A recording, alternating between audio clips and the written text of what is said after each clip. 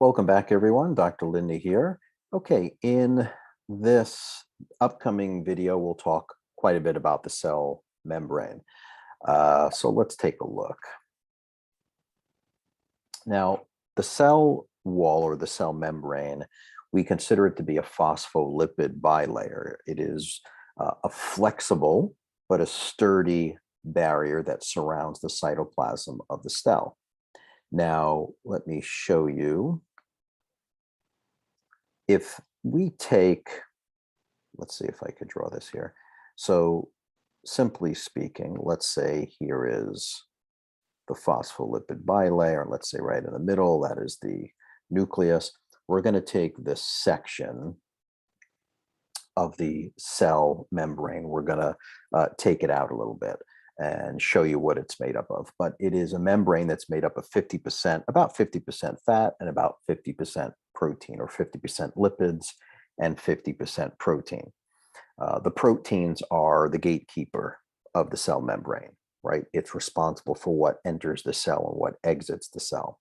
We say it's a phospholipid bilayer, and they're held together by hydrogen bonds, and hydrogen bonds can be made or broken or damaged. And the proteins, once again, these are the gatekeepers. But let's see if I could draw this for you. So let's say we take a portion of that cell membrane. I'm blowing up, I'm making it larger. Okay, so this portion right here, we're going to do here. And outside of the cell, there is H2O, there's water. And inside of the cell, there's H2O, right? There's water, extracellularly and intracellularly. So on the outside of the cell, we're going to have these spheres that are hydrophilic. And on the inside, closer to the intracellular portion or the cytosol, we're going to have these spheres that are hydrophilic. Those are phosphates. And then on the inside, let's make this blue, we're going to have these lipids. And I'm making one lipid straight and then the other one bent. Straight and bent. And they're going to be on both sides. Straight and bent. Straight and bent, coming off of the phosphate. Straight and bent. So the reason why I'm making one straight is because it's saturated and the other one bent is unsaturated. So the saturated portion gives the cell membrane its sturdiness, and the unsaturated one that's bent like an elbow would give it its flexibility. Okay, and cells need to be strong and sturdy, but they also need to have fluidity or flexibility. So this is called the phospholipid bilayer, and it makes it selectively permeable. Now, the plasma membrane separates what's inside from what's outside, right? Because the conditions are very, very different. What's inside and outside is very different. The pH is different. What enzymes are found within need to be there. What's outside needs to remain outside. So the plasma membrane serves a very important function. It helps to regulate the exchange of what's permitted in and what's exits. For example, glucose, right? We just don't want glucose passively entering the cell because glucose in high concentrations is toxic. So we have to be careful. It's also involved in eliminating wastes. Okay, so it's involved in the regulation and exchange of substances. And it's also very sensitive to pH. Remember, the pH scale goes from 0 to 14. And right in the center is 7. That's neutral. Anything from 0 to 6.999 is an acid, and everything above 7 to 14 is an alkaline or a base. If the cell or parts of the cell or organelles become too acidic, it can destroy it. Okay. So here we have this phospholipid bilayer. We say it's a lipid bilayer, but I like to say it's a phospholipid bilayer. And it's back-to-back layers of different types of lipids. We see that there's also cholesterol and glycolipids that are scattered throughout. So we have some glycolipids here. We have cholesterol here. And notice here is the phospholipids, right? This is one layer of all of those spheres. And then here's the other layer of the spheres. And then in the middle, we see a saturated and unsaturated fat, okay? So it's a phospholipid bilayer, and we said that it's made up of fat, and it's also made up of proteins. So we see that we have some peripheral proteins and integral proteins embedded within the cell membrane, and we'll talk about what their functions are in just a little bit. So we have a phospholipid bilayer, and we could see we have on this side, it's extracellular, that's outside of the cell. And on this side is the cytosol, that's within the cell. And the purpose of this phospholipid bilayer is to keep what's out, and to keep what's in. And then these proteins, whether they're peripheral proteins or integral proteins, are going to allow the exchange of substances in and out.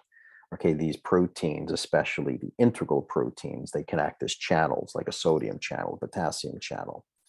And we'll talk about proteins and how they can even carry things in and out of the cell, like glucose. They have glucose carrier molecules that can do that. We know that outside of a cell, we have more sodium and we have more oxygen. And we know that, and what we'll talk about in terms of diffusion, is that things go from an area of higher concentration to lesser concentration. So sodium wants to find its way from out to in. Oxygen wants to find the way from out to in. Okay. And then we'll talk about, well, after the sodium goes in, how do we get it out? Because sodium, being that its higher concentration is extracellular, things tend to go from higher concentration to lesser. We say it's following its concentration gradient. And things also go from, let's say, where it may be more positively concentrated to negative, right? This opposite of positives and negatives always draw to one another. If something is more negative, it moves to where it's positive. If something's positive, it moves to where it's more negative. Okay, let's see what else we have here. So that is your lipid bilayers right there. And then there's your glycolipids, there's your cholesterol. The phospholipid portion, the water and glucose cannot cross the hydrophobic lipid portion, and it shouldn't, right? Because the internal and the external environments are very different. So it allows for this selective permeability. Now, fat-soluble substances, they can pass easily from the blood into the cell, and that helps explain why alcohol can pass quickly, right? And it could be absorbed from the bloodstream right into the neuron or right into brain cells pretty fast. And that's why we check neurology, finger to nose or heel to toe when you're walking to see that alcohol get into the cerebellum and your balance and equilibrium is shot and your fine coordinative skills are shot. Okay, the cholesterol that's within the cell membrane, that makes up about 20%. And, this brings up an interesting topic about, well, if cholesterol makes up 20% of the cell, then what happens to cells if someone's on an anti-lipidemic or anti-cholesterol medication? It does have impact on the integrity of all cells. We start to see it impact, especially the neurology. We see that one of the black box warnings on some of the anti-lipidemic meds, these statins, is cognitive impairment, because now the cell membranes are being impaired. So dementia-like symptoms or cognitive decline are one of the black box warnings on like simvastatin, Crestor, Lipitor. We have to be careful. And in another video, we talked about some of the drug-induced nutrient depletions with cholesterol medications, especially the CoQ10. Okay, so make sure you review the cholesterol pathway and how the statin does block HMG-CoA reductase, and it does downregulate the amount of cholesterol being produced. But at the same time, it will impair CoQ10. And if you're impaired of coenzyme Q10, what happens to the electron transport chain, which takes place within the mitochondria that we'll talk about when we do the organelles? The Krebs cycle and the electron transport chain both take place in the mitochondria, and they're responsible for ATP production. So first you have glycolysis, which is breaking down glucose into pyruvate. And if oxygen is available, pyruvate can enter the mitochondria. And that's where you have the Krebs cycle or the citric acid cycle. And you start to make these coenzymes. You do make a little bit of ATP, but you make some coenzymes, NAD and FAD. And NAD and FAD are utilized in the electron transport chain to really make lots of energy, or ATP, lots of it. And it's dependent on iron, and it's dependent on CoQ10. And if you're impaired or deficient in coenzyme Q10, then ATP production becomes impaired. Something to keep in mind. Okay. So cholesterol is really important. It's the precursor to testosterone and estrogen and progesterone. And that's why we see when cholesterol medications are used, it does impair with some of the sex hormones. There's cholesterol. Okay, so the plasma membrane, it's flexible, yet it's sturdy barrier that surrounds and contains the cytoplasm of the cell. There are two types of membrane proteins. There are integral proteins and peripheral proteins. Now, when we look at them, you'll see the integral proteins, they're like transmembrane, they pass right through, whereas the peripheral proteins hang around the periphery of the cell membrane. But the integral runs either run into the membrane or go completely through, and they're responsible for making up many of the channels. So if we look here at what some of the functions of membrane proteins are, we'll see that they do make up channels, especially the integral runs. The integral proteins, they form a pore or a channel or a doorway or a window that can allow certain ions to flow and get across the membrane. Then we have carrier proteins. Again, these are integral proteins. Carrier proteins are like transport proteins. They can transport something across the cell membrane surface, especially something that maybe their molecular weight is too heavy. We don't want glucose traveling into the cell membrane unchecked, so it uses a protein carrier to bring it in. Receptors also integral proteins.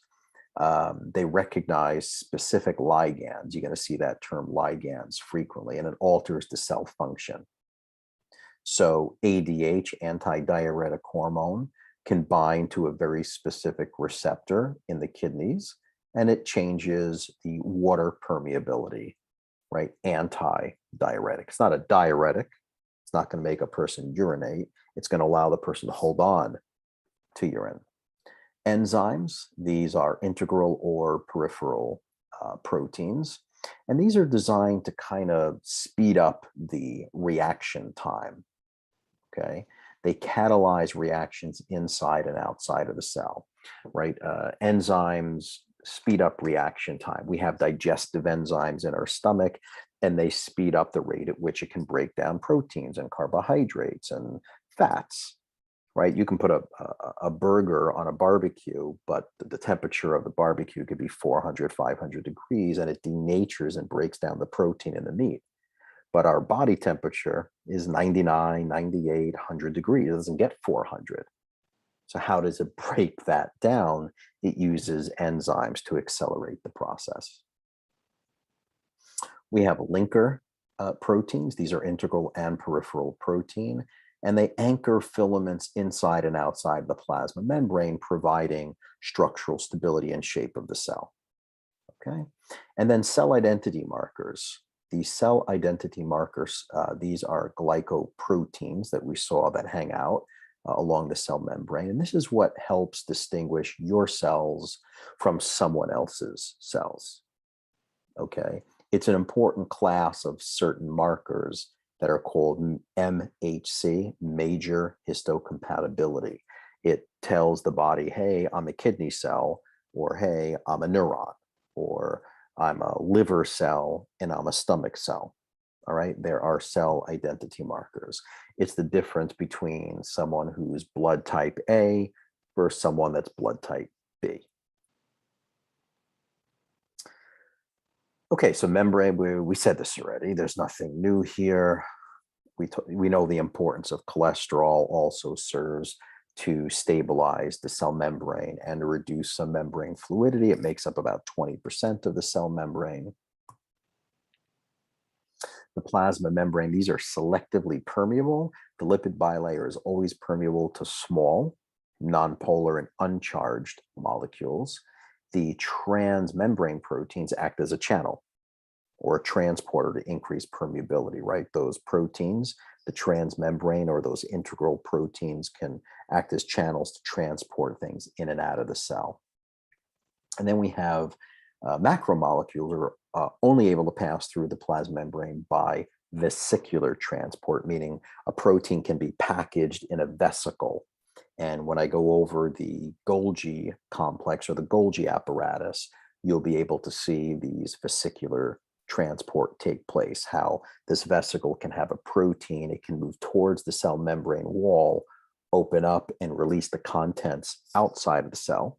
We call it exocytosis, or it can actually bring something into the cell, pinocytosis or endocytosis.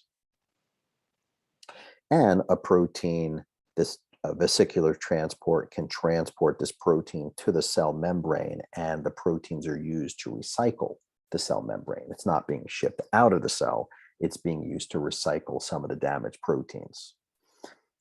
You heard me use the word concentration gradient before. The concentration gradient is the difference in the concentration of certain chemicals between one side of the plasma membrane and the other.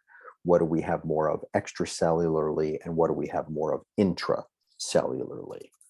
An electrical gradient is the difference of the concentration between one side of the membrane and the other. Okay, and sometimes it's made up of, well, where's there more sodium? Where's there more potassium? Where's there more chloride? Where's there more protein? That changes the electrical gradient. So together, we call this an electrochemical gradient, where things go from an area of higher concentration to lesser concentration, and things go from where they're positive to negative or negative to more positive. Opposites attract. Okay. Let's look at transport across that plasma membrane. So we have passive transport and active transport.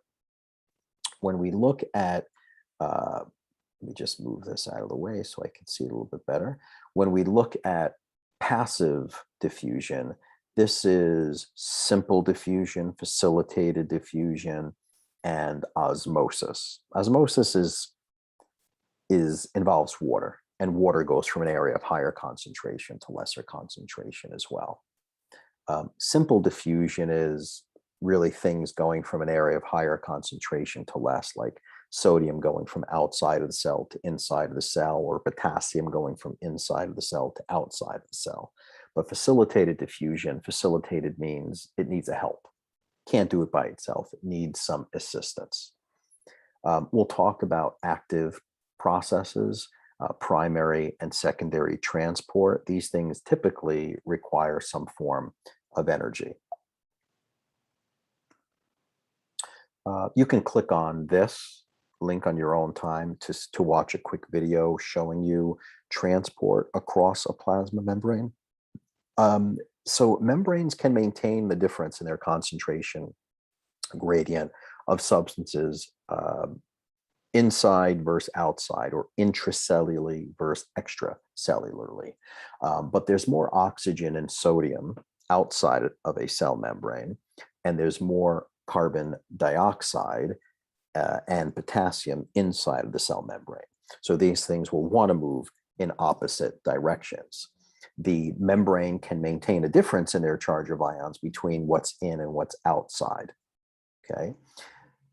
The substances move down their concentration gradient, and they always move towards oppositely charged areas.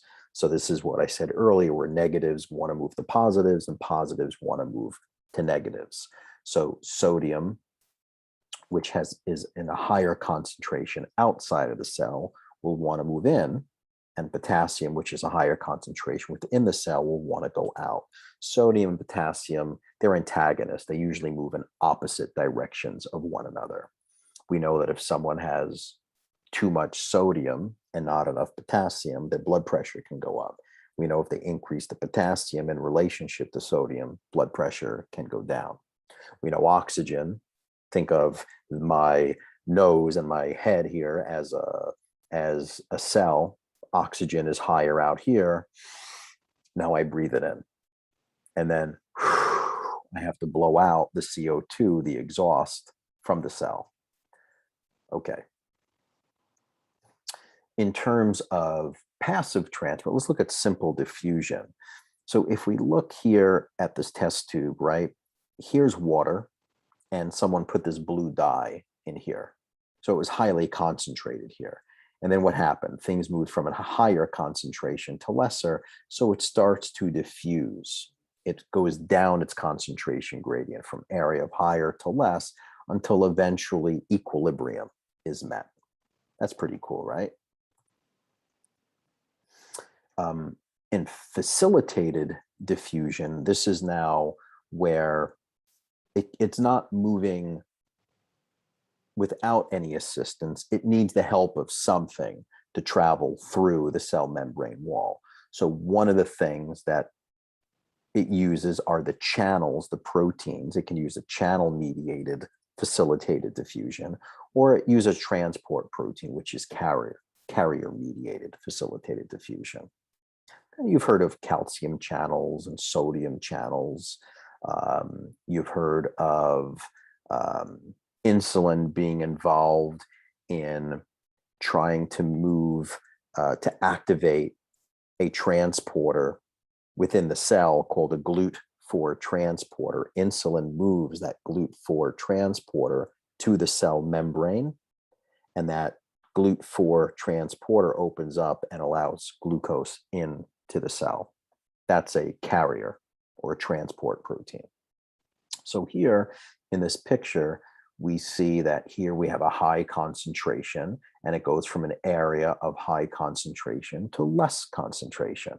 So here we see simple diffusion. Certain things are small enough to passively diffuse through that phospholipid bilayer. And now here we have facilitated. This is using a channel. And here we have carrier mediated. This is using a transport protein. This would be like moving glucose in. Okay. Again, extracellular, cytosol, intracellular, going from outside to inside. So here we have passive transport. This is a channel-mediated facilitated diffusion. And this looks like we have potassium that looks like it is moving through this channel. Okay, we see that there have gates. Gates can open and close, nothing other than really a doorway allowing things in and out. Here we have a transport protein or carrier-mediated diffusion. So here's glucose, and glucose is going to use this glucose carrier protein to allow it to enter the cell. It can't passively diffuse by itself, so it's using help. It weighs too much to get in by itself, so it's using a facilitator. Let's look at osmosis. So osmosis is kind of like diffusion, but diffusion is using like sodium, potassium. It's using these ions and these elements. But here we're using, osmosis refers purely to water, nothing else. And we know water will find its way into any hole in a home, and that's how you get these leaks with these heavy rains. It goes from an area of higher concentration to lesser. So right here, we see in this tube, it's filled with water, and the water level looks the same. And there's this semi-permeable membrane right here in the center. But on the left side, we have purely water, nothing but H2O. And on the other side, we have water and we have some minerals. Now, water always goes from an area of higher concentration to less. And water likes to follow minerals, okay? So the water is going to move where it's higher concentrated on the left-hand side, and it's going to be pulled in to the right side of the membrane, which raises that level. You see that? Okay. That's an important concept. So let's relate it to this first. Let's look at a red blood cell that is put into a type of solute. And it just so happens that here, isotonic means that the concentration of water and solutes is the same outside as it is inside. So things are moving equally in and out, in and out. So the red blood cell doesn't have opportunity to increase in size or decrease. It maintains it. But here we have this cell put in a hypotonic solution. So there are more solutes inside this red blood cell than outside. Outside has primarily water. Outside is primarily water. So water is going to go from where there's a higher concentration to where there's a lesser concentration. So it's going to be rushing into that red blood cell, and the red blood cell increases in size, and then it bursts. They call it hemolysis or hemolysis. In this instance, this red blood cell is put into a hypertonic solution. So yes, there's water here, but there are more solutes in this water in relationship to what we have inside of the cell. So the water is going to go from where there's a higher concentration, in this instance would be inside the red blood cell. It's going to go to where the minerals are. Water always follows the minerals, and it's pulled outside of the red blood cell into the water, and the red blood cell shrinks. That's called crenation. Okay, so osmosis is the force that attracts water into a system. And we know that high protein diets tend to put a little bit more strain on kidney.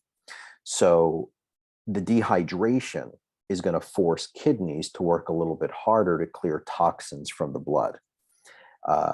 The kidneys filter blood, but the kidneys are also responsible for regulating blood pressure due to the renin-angiotensin system.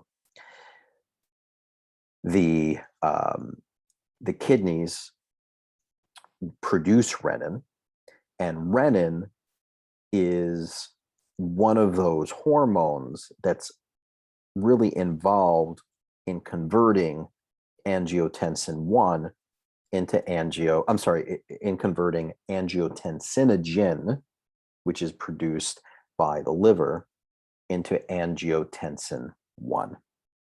Okay.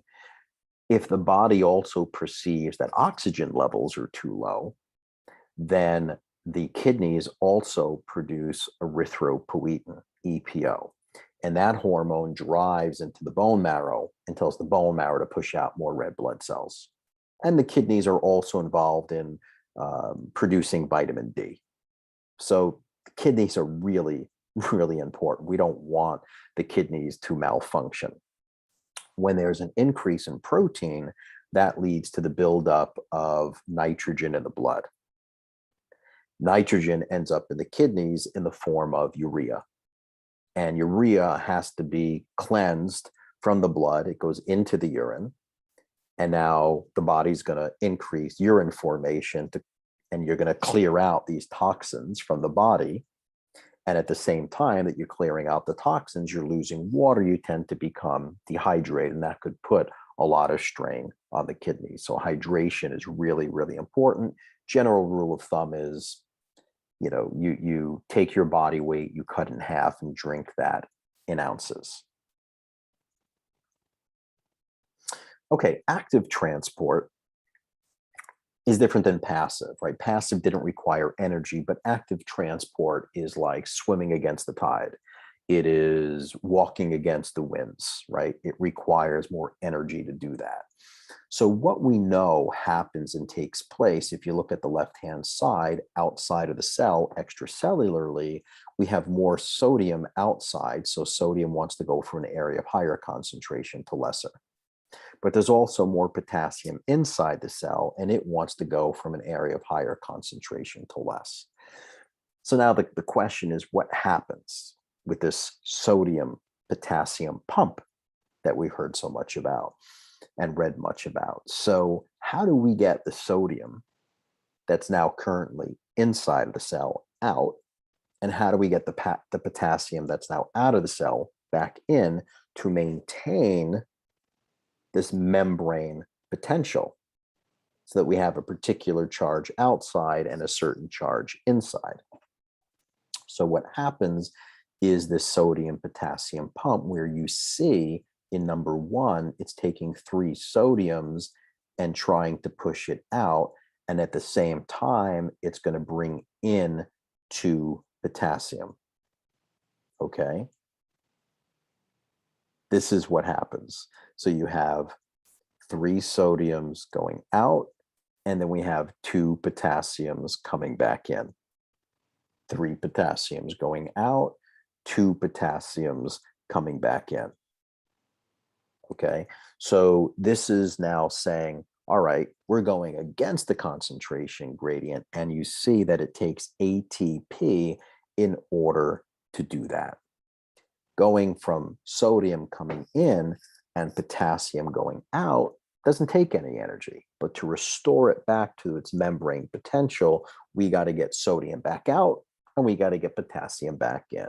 And it does so by pumping 3 sodiums out and bringing 2 potassiums back in.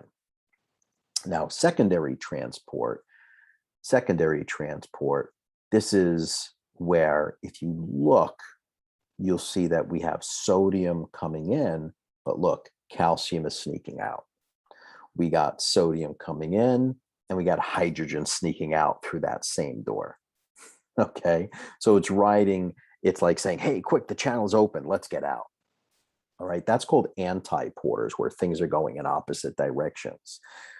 Now here, when sodium comes in, glucose can sneak in with it, and that's what makes soda and a lot of beverages that are high in glucose that do have sodium really bad for us, because they do raise blood sugar and they do raise blood pressure at the same time.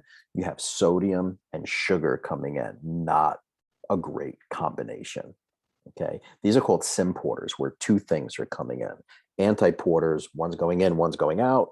Symporters, 2 things coming in at the exact same time. You can get protein and amino acids coming in with salt, and that's why when you have a steak, innately people go, it needs a little flavor, and you add a little salt to it, and with the salt and with the sodium, you can absorb a lot of the protein with it. Let's look at these pumps in relationship to this drug. It's also an herb. It's a drug called digitalis, and it's designed to slow down the sodium pump, which lets more sodium accumulate in a heart muscle. Okay, it's less, there's less opportunity for sodium concentration gradient to cross the membrane. It's keeping it within the cell. It's not going to allow it back out. So that means that the sodium potassium antiporter is going to slow down, and it's going to help retain more calcium within the muscle cell.